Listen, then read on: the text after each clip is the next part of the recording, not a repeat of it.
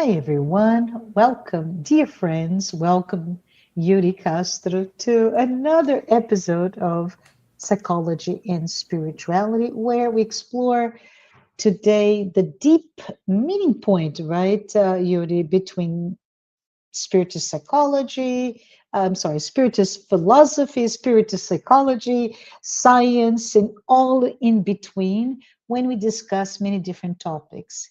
Just as a reference, last episode we discussed why we chose our families, right? So we chose them, and how family bonds served as a school for emotional growth and more awakening. And in doing so, they invite us to reflect on how love heals conflicts, especially those inherited conflicts. But Yuri, how you doing today? It's so good to have you back to our podcast, and just wanted to see how's everything on your end. Thank you so much, Marcia. Hello, good morning, good afternoon, good evening, whenever and wherever you are. Yes, thank you so much. Everything is great here, Marcia. How about you? That's good. Very good indeed. But anyways, Yuri, the plan today is for us to take that reflection that perhaps started last episode, but to go a little bit further. And we do this by uh, doing a deeper dive into our role, not as teachers, but as teachers of love. And it's very interesting because Joanna de Ângelis has through her work, invited us to understand that the peace of the world begins in how we educate, how we love, and how we shape our children's souls. Right. Mm-hmm. So it's I can always almost listen to a song with those words. But anyways, I thought before we begin, I could just have an opening reflection to all of us um, in terms of if every act of violence, and this comes from Joanna de Ângelis, by the way, but if every act of violence is born from an uneducated emotion, then peace must be born from an educated heart, right? So the question for us is what kind of education are each one of us offering, right? And it doesn't have Yes. to be our children. It can be our friends, our family members, our whomever. But what kind of education we're offering? Are we only focusing, and this is big for Western civilization or Western society today, right? Are we only training our intellect, or are we educating to shape our soul? Right? So Yep. now that we reflected on this, no answer here needed, but I wanted to say, Yuri, that Joanna also tells us that the peace of the world depends on the education of children, right? So she does this very explicitly. Mm-hmm. Peace, education, and of course of children. And I find this to be quite a profound statement because, again, she's not referring to formal education. Did you go to MIT, Harvard, an Yes. Ivy League school, right? She's really talking about something that somehow we take it for granted, which is that emotional, ethical, and spiritual education, and all of them begin at home. What can you talk about this when Joanna says that the home is this sublime school of human dignity?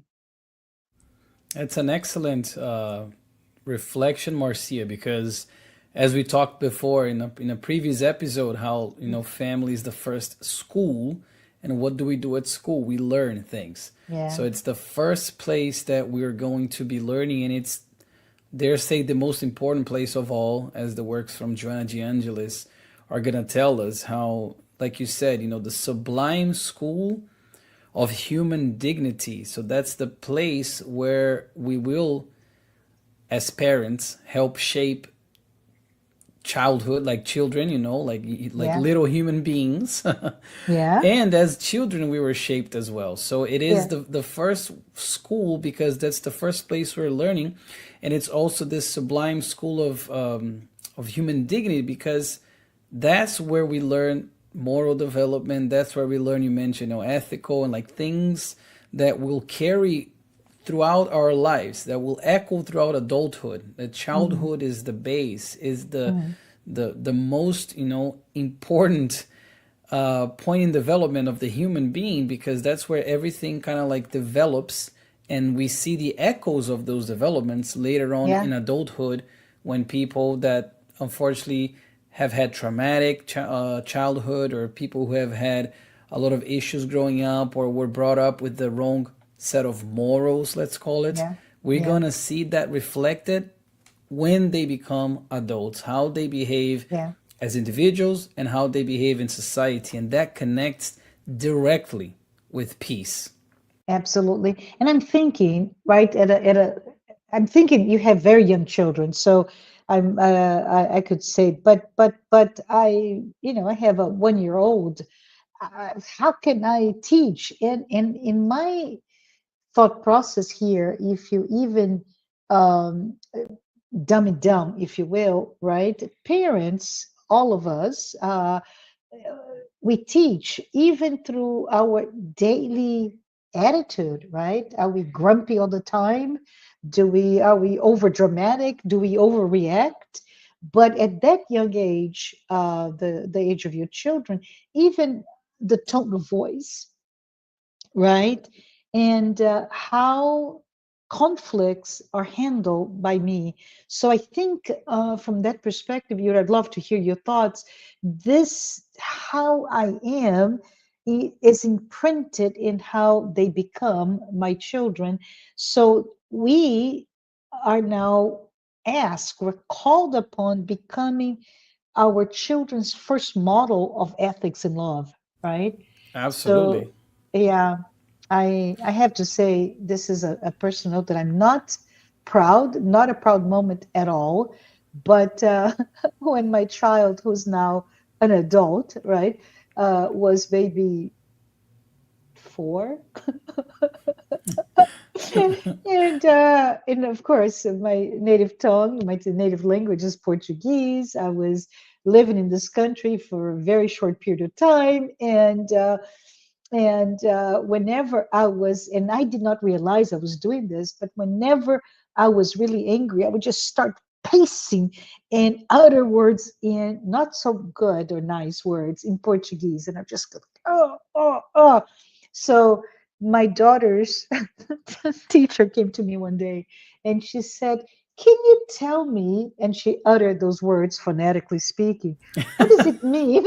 Because your daughter just keeps doing and that's when it just it floored me. Oh my goodness, right? I am so Yes. happy that happened, so I could be very present and look at myself in those moments when you lose, you lose your ability to manage in a better way conflicts or whatever day-to-day issues. But thank you for sharing that, Marcia. I'll share one as well, because after all, we are Yeah, still learning, we're still growing, yeah, we're still imperfect, from the spiritual standpoint. So, and I'll preface by saying what I learned in my doctorate degree with a professor from child psychology. He said that more is caught than taught. So with children, yes, meaning they caught in the past tense, right? So they catch yeah, more from observing you than from what you're actually telling them. So if you're yeah, preaching something over and over and over, but you're doing the opposite, or you're doing something that it's completely different than what you're preaching, rest assured your child will do whatever it is that you're doing, because as you said perfectly well, those could be parents, grandparents, whoever, those who take the role of the care, the caretakers, the caregivers, those who raise the children, those are the role models. And by role model means they will look up to you, they will try to, like you said, imitate you when you're doing like the huffing and puffing and saying not such elevated words in Portuguese. Your 4-year-old Yeah, picked up on that, and yeah, I had a similar situation I'll share as well, because again, we are imperfect, so let's please remember that. yes, But please. when I get very, very, very upset to the point, like very, very upset, I usually punch the table. So like I do a Yeah, fist and I yeah, punch the table. yeah, yeah, And one day I saw my son, my 2-year-old son, doing that. And yeah, I'm like, wow, he barely see me do he has seen me do that, but even at such an early age, yeah, he made a fist and he punched the tip exactly like me, and my wife just looked at me and I said, yeah, yeah, that one is on me. It's for me yeah, to be more vigilant, but more is yeah, caught than taught. Doesn't matter if I tell him you can't punch the table when you're upset. If he sees me doing it, he yeah. will do it. It's over. It's over, right? Your words have no meaning anymore, right? They do have no meaning. So we are, like I said, I want to say it again, more is caught than taught. So for those parents out there, for those who are raising, especially the younger ones, always yeah, remember that. Doesn't matter if you're trying to preach something 90% of the time. If you do 10% the opposite, they will catch on that. They yeah, will definitely pay attention because yeah, children are more perceptive than we give them credit for. And I think that's yeah, another very interesting tidbit, perhaps, or asterisk to make in this conversation when we're saying, the home as being, the family being the sublime yeah, school of human dignity where peace begins and all those things, because whatever it is that we're doing, they are going to pick up on that, even if they're little, yeah, because that's a mistake a lot of parents make, where yeah, they think that because they're children, like my two sons, one is 6, the other is 2, if the fact that they cannot fully express themselves yeah, doesn't mean that they're not paying attention to what I'm saying, what I'm doing, to what my wife is saying, or what she's doing. Even if they can't necessarily imitate the words, they are paying attention to how you behave, the tone of yeah. voice, like you said, the intention, and all those things. So that's like a little like warning, I guess, for For all all the of us, a parents big out there, alert, red flag, please don't do it. And in fact, in social learning theory, we find that let's say if I, as the parent, am patient, I'm honest, I am cooperative, my child will Mhm. internalize that as a value, right? And no longer as you need to be patient as a command, but as an emotional truth. And I think this is quite important for all of us to think about it. And maybe we can also pivot to something that the Spirit's book tells us, that childhood is this period of innocence, right? And what Yeah. that book is referencing is that the spirit is still malleable, it is still Hmm. receptive to moral guidance. So it's an incredible opportunity for re education, a second chance, if you will, for Yeah. the spirit. Absolutely, and it's interesting again because you're bringing the spiritist perspective. So if we think Hmm. about that, a child Hmm. is a child only in body because the spirit is an immortal spirit that has lived other lives, that has Yeah, accrued other experiences, yeah, defects, flaws, but also skills and maybe some virtues.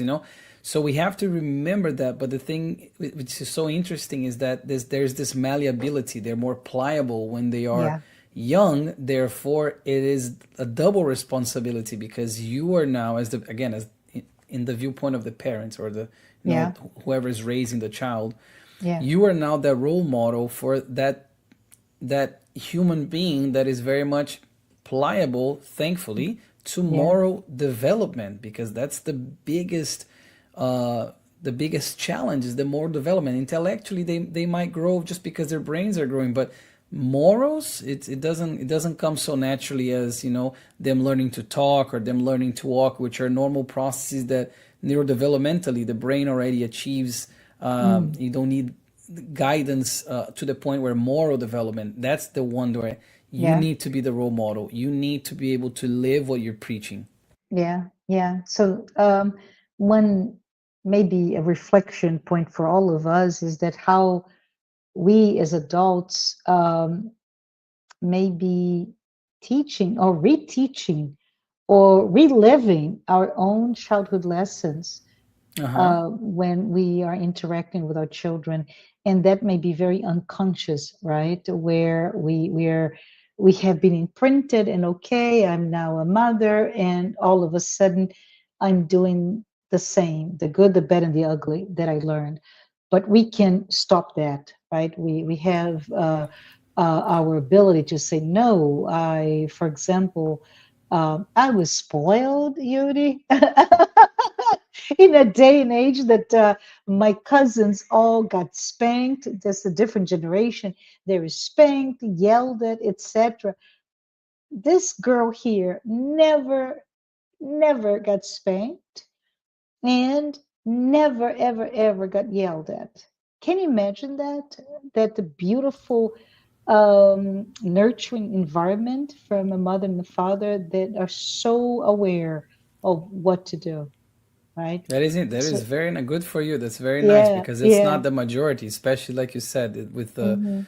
with your generation. Like Yes, and it's yeah, definitely something that is not so common. It's in fact it's actually uncommon, but it is interesting as well because you said we relive these yes, experiences, yeah, and a lot of the times we don't realize we're reliving. But whenever we say, yeah, "Oh, that's how my parents used to do," or "I never complained when I had to do that," or "I never," yeah, like whenever we're almost like referencing something yeah, that our parents did to yeah, us, or we are already reliving that. And a lot of the yeah, times that there is a trap in that as well that I see in my profession as a child psychologist, yeah. where parents come in and say, "Oh, but I survived this," or "I was able, I turned out Oh, fine." That's the yes, I biggest heard that thing that I before. heard. Yeah, I yeah, turned out fine. So to justify a lot yeah, of wrong behaviors or behaviors yeah. that now we know they're not really ideal. Oh, but I turned out okay. You know, to that you have to be like, okay, really, maybe, but even then, doesn't justify. Yeah, I hear you. I hear you. But maybe if we can now, change a little bit our conversation, because if we go back to Joanna de Ângelis, she emphasizes that every child brings this heavy load, right? You mentioned before, a child is only a child in body, right? There is a spirit that may be Yeah. older than us. So from that perspective, Joanna de Ângelis is very uh, she says this quite well, right? This is this child. So I can you imagine your 2 year old, and he too has this heavy, and I put my hands here because I see like almost like a Hercules with the boulder, right? It's just like this heavy load of experiences from past lives, right?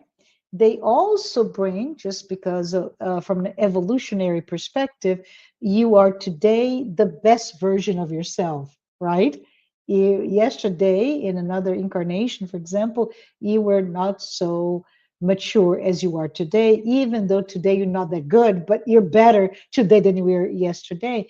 But so we can think in terms of that young child that came to your life as your child or whatever, you as a caretaker, that child has that heavy load, but it also brings from those experiences some nature that can be, I don't know, either capricious or generous or fearful or assertive.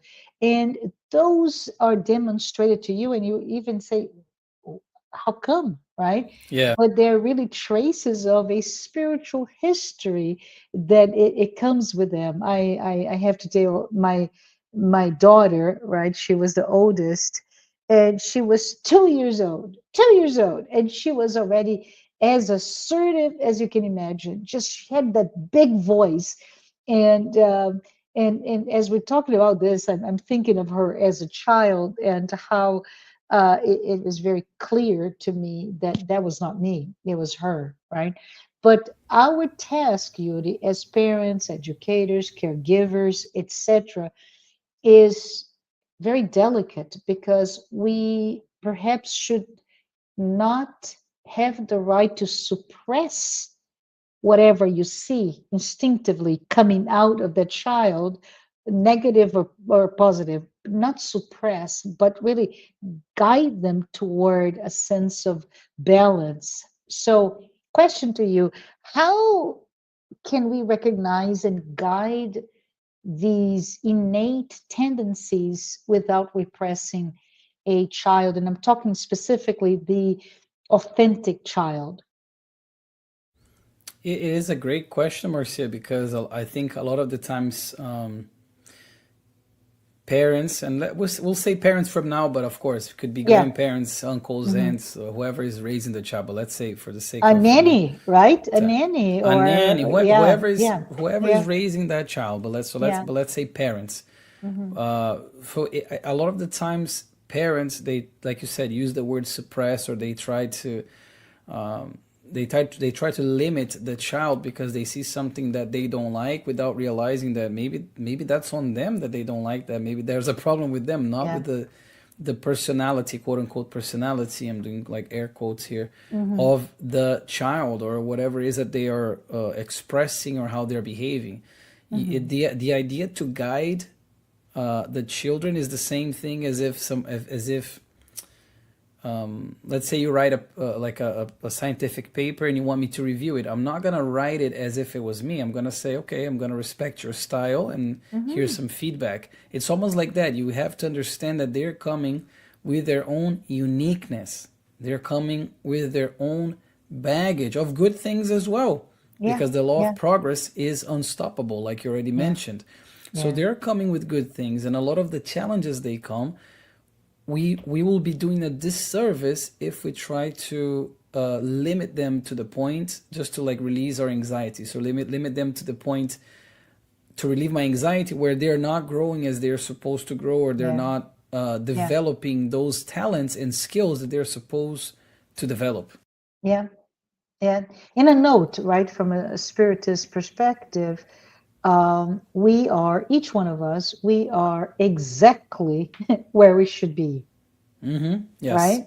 With the parents that are supposed to be our parents within this um, environment, the context, and the context may be your socioeconomic status, it may be the gender, the nationality, the creed, the educational environment that you're in. We choose, and we are given the best, really curated to get to where we need to be emotionally.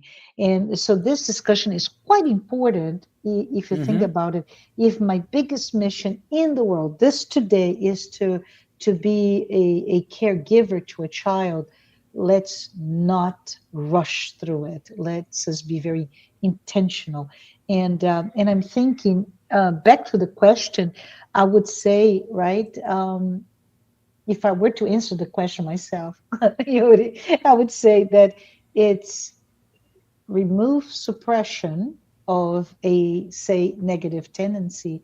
But I think a parent should really be firm but loving at the same time, right? So Yes. you love with discipline and firmness is what will educate by perhaps setting boundaries and limits, and at the same time not hurting, emotionally speaking, that Yeah. child. The setting limits is a good one, because that is Mm, something that a lot of people struggle with. First, mm, understanding, and number two, actually like putting the boundaries and the limits that mm, children do need. Children do need mhm, limits. They need, like teenagers as well, boundaries, and understand that.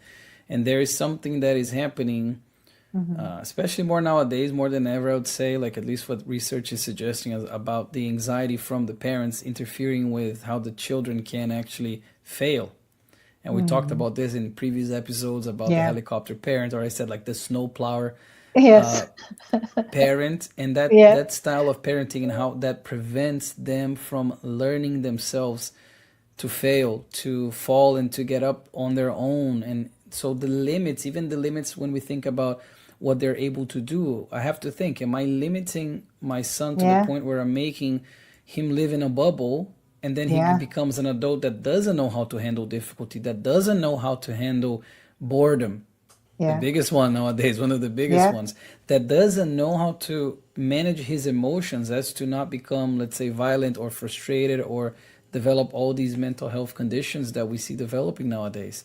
Yeah. what is my role in that, as a parent? So that's something that I always encourage parents, to think to themselves, like, how am I putting the limits and setting the boundaries, and how is that helping them, Hmm. my children, Yeah. Yeah.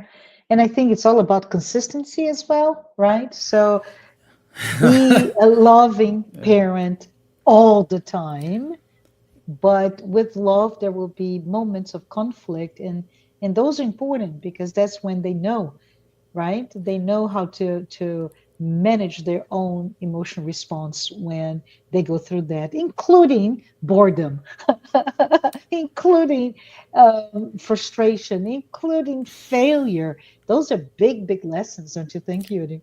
They are big, big lessons, yeah. And then what happens is this what it's called safetyism, where there's Mhm. this idea of making everything so safe and so infallible that the children, they don't learn to make mistakes. They don't learn Mhm. on their own.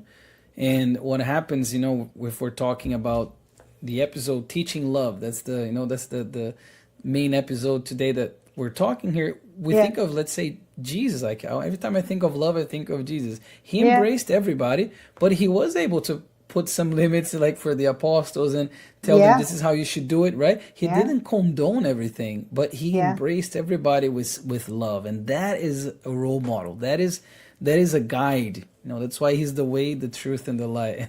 So that's yeah, why that's why I always think of that as parents. How am I being a model of love? How am I being yeah, a model of yeah. of a peacemaker, of somebody who actually can spread love, can accept love, can give love? I love it. I love it. Um, one thing that is maybe important for us to bring it up here is the fact that Joanna even cautious about it is the fact that the hypocrisy of hiding, right? And I think you already mentioned about it, where you as an adult commend, right? I commend this type of obedience, but I don't role model the same, and the end result of this discrepancy in behavior is dishonesty, right? It is Yeah, hypocrisy. And so I think when we talk about being the model of love and peace, it's really also a question of encouraging authentic behavior, right? Which means how can I let my child express emotions in a healthy manner, right? Instead of, oh my goodness, my father's here and there is no room to be bored. yeah. So this is Or to be the yin and sad. yang, right? Hmm. The paradox of this whole discussion. We need to allow a safety environment to to explore with my emotional responses, but as you said, don't fall into the um, the safetyism where I want you to be safe, so I don't want you to go through any sort of pain. We're talking about two different things, right? Yeah, and authenticity is so important because, Mm, again, just to say it again, we're all unique individuals. We're yeah, all yeah. unique. God does not do copies. So we're all unique. Snowflakes, snowflakes. Yeah, We are very unique. So understanding that, even though you want your child to conform, or you want your child to be exactly as you are, that's yeah, not the case. You got to yeah, embrace whatever challenges that they have, whatever virtues they bring, yeah, understanding that this specific spirit reincarnated yeah. with you for a reason. Yes, yes. They Nothing happens by accident. Otherwise, God would be unfair, and God is Yeah, yeah. perfect in all His qualities, all love and all of that. So No waste, they right? No waste. It's very nothing, no, precise. Yeah, yeah, very precise. So therefore, if that child is there, how am I behaving? How am I showing love? How am I showing acceptance? Because if I'm somebody that doesn't accept my child is gonna grow up to be somebody that doesn't accept others as well. And yeah, that's when we're talking about peace. yeah, Peace. Yeah. That's it. Like that's the main thing. It's not about not having conflict. It's about the violence Yeah. when people don't like me or don't agree with me or vice versa. Yeah. And that's when we don't have peace. Yeah. That's a very good point. There's something else that I wanted to bring before I move on to the what you're talking about, which is educating for peace specifically. But in the Gospel according to Spiritism, I think it was chapter 14, Kardec really talks about family as this divine institution, but as a just as a reminder, right? Parents are not owners. This is big. Parents Yes. do not own their children. They're guardians of the souls that they were entrusted to them. So it's a tremendous responsibility, right? It is we need to be very careful with Yes. that young child that is entrusted to us. Yeah, they are our children in this life and temporary. Like they are in the Mm-hmm. state of being my sons, Yeah, but the spirits they don't belong to me. The spirits yeah, belong to God, to the Creator. yeah, So yeah, it's understanding that is very important, so we don't yeah. become overly possessive or overly protective or any type of imbalance. And as we know, Uh-huh. imbalance is harmony is the goal. Balance is the goal. So if any, is there anything overly something, it's probably Yeah. not good. So Do you have any advice perhaps for how can we're talking about modern family with all of our problems, snowplow parents, helicopter parents, whatever you are, or even negligent parents. I think that's the other spectrum. But how can modern families encourage emotional authenticity without chaos, right? So how do uh-huh. we just in your thoughts, your opinions, but how can families today cultivate the both sides which is the authentic and freedom to express themselves, and on the other hand the discipline and boundaries, etc. Do you have any thoughts on that? Be the change you wish to see in the world, Gandhi. That's it. Ah, Gandhi, You yeah, are the role model to your children. So if I want to foster an environment where they are able to emotionally to regulate their own emotions and understand yeah, what they're feeling and be able to express that, they will see that from myself. So in the days if I'm yeah, not feeling so good, they ask me. I'm not gonna pretend, oh no, I'm doing great, because they will know the smile is that's fake. They right. will know that something is wrong with daddy. They will know that daddy had a, let's say, a difficult day at work, but he's lying. The same. So it's being able to express yourself, being able Mhm. to say, hey, I didn't like this, or no, I'm not very happy right now, and Mhm. being true to yourself, because your children will see it, and they'll say, okay, so it's okay to feel sad, it's okay to Mhm. feel anxious, it's okay to feel very happy, it's okay to feel frustrated. It's, Mhm. even if they don't verbalize that, they Yeah, will learn it. yeah, absolutely, absolutely. So, want us to maybe close our time together discussing the idea of educating for peace, and quite frankly, I would say this is the biggest revolution there Yeah. is, morally speaking, right?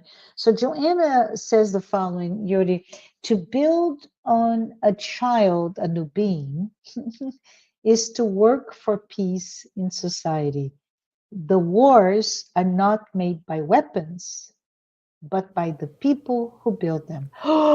Really crazy, Yeah. right? So she's really bringing that notion that the root of war and violence should not seen by us as political but emotional, because the people that are behind the wars, right, and even to build the weapons, if they are emotionally mature they wouldn't. So if children grow up, say, this is just fictitious here, but if children grow up surrounded by competitiveness or neglect, or even this state of constant moral confusion, there will be adults, and you mentioned this before, like that. So, how can we educate for peace, Yuri? What what families, what should they be thinking in terms of what can they do Hmm. to live in that this paradigm? I'm here educating for peace. Yeah, one, I'd say within the own family, their own like families. Let's say, Mm, I'll give my example: myself, my wife, my two sons. So how am I behaving? How am I teaching them? How am I educating mm, my children? mm, Same thing with the partner. Same thing with my wife, because we have to mm. be aligned as far Yes. as educating the children and what we're showing them, what limits we're imposing, what limits we're not imposing, how we're fostering them to be authentic, how are we educating them for peace, but also outside. Because Hmm. outside they will find, like I said, others who don't agree with them, others who Yeah. mistreat them, others who hurt them, emotionally, verbally, physically. How will they handle that will depend a lot on how they see us adults handling it, how they Mm. see me, let's say, driving in traffic here in Miami, which is awful. How am I no, really, how am I Yeah. behaving here in traffic? And I say, oh, you can't curse, but I'm cursing, and I'm honking, and I'm, Yeah. road raging. How am I Yes. behaving out there? Because the society, like peace, starts in the home, but is something that it goes beyond the home. And same thing with Yeah. violence.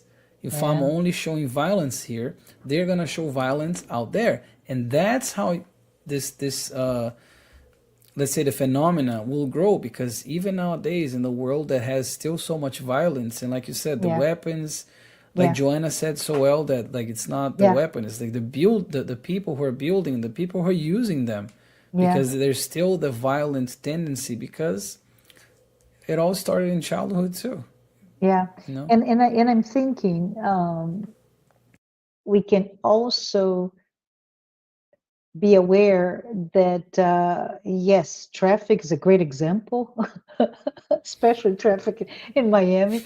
But right, but what about the violence that I show toward myself? Oh, as well. Right? Absolutely. How Yeah, am I handling my own failures? How am I handling my own self? Am I telling yeah, them you yeah, can't hurt yourself, but they're seeing me scream at the mirror and yeah. call myself names? Yes, So yeah, there yeah, are all yeah, these things, and traffic is one that I like to mention because it sounds so innocuous.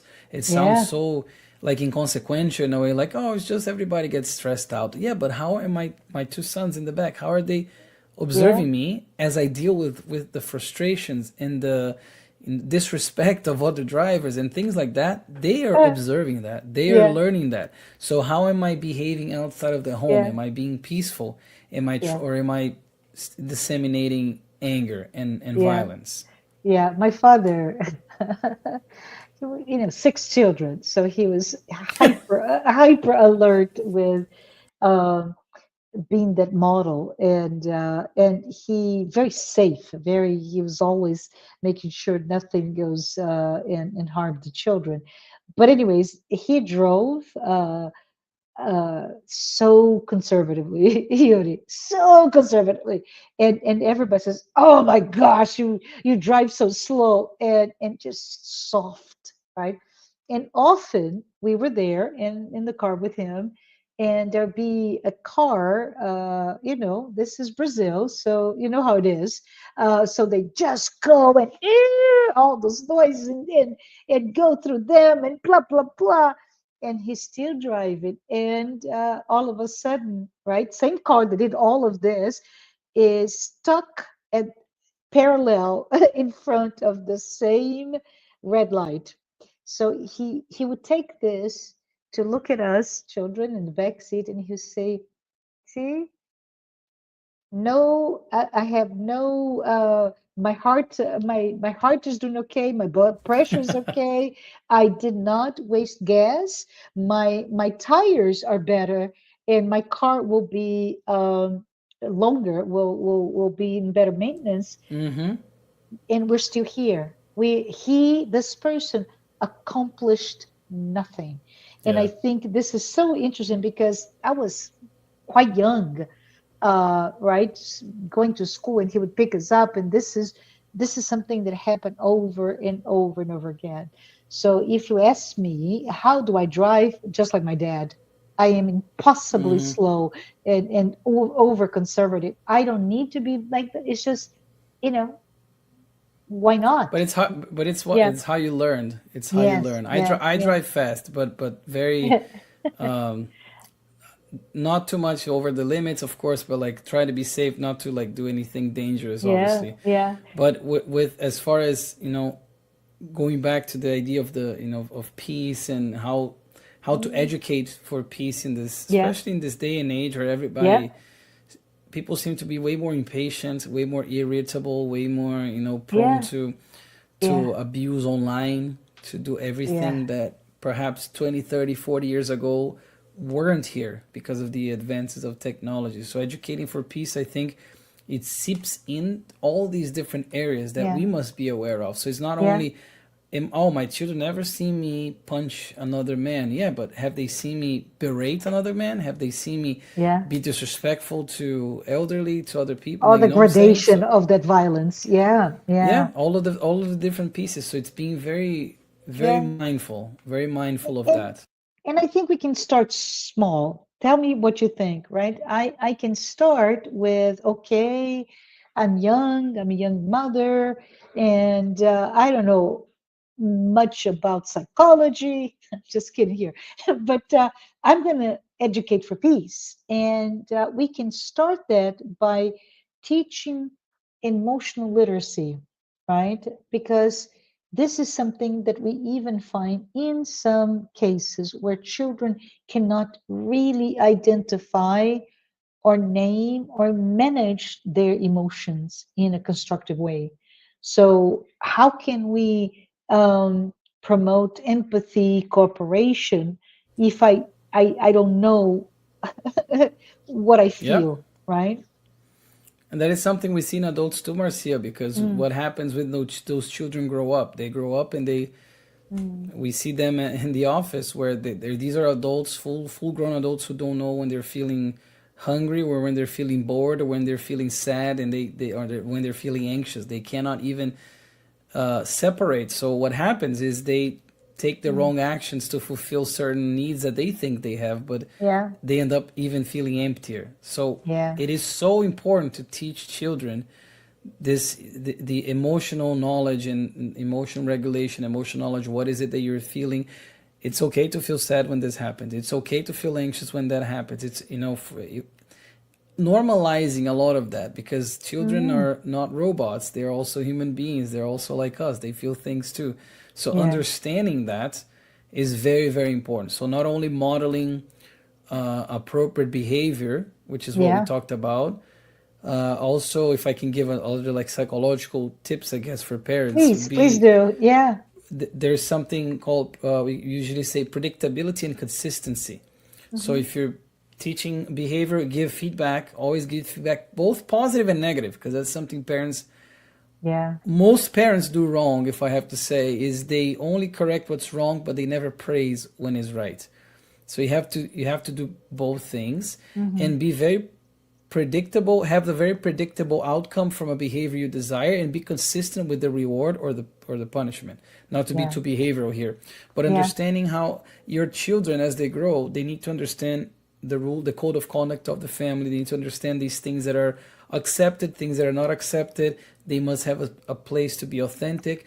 But Yeah. predictability and consistency is one that we often see parents failing to maintain in the home, where the children never knows what they're going to get. If they try to hug their parents, they don't know what they're going to get. If they Yeah. break a Terrible. vase because they're playing Yeah. soccer inside the house, they don't know what's going to happen. Am I going Yeah. to be punished in what way? And they don't know. Children I need to broke a have that. vase. I broke a vase playing soccer in my mother's living room. Gosh, Oh my goodness. I did so many bad things I don't even want to say as a child growing up. But thankfully,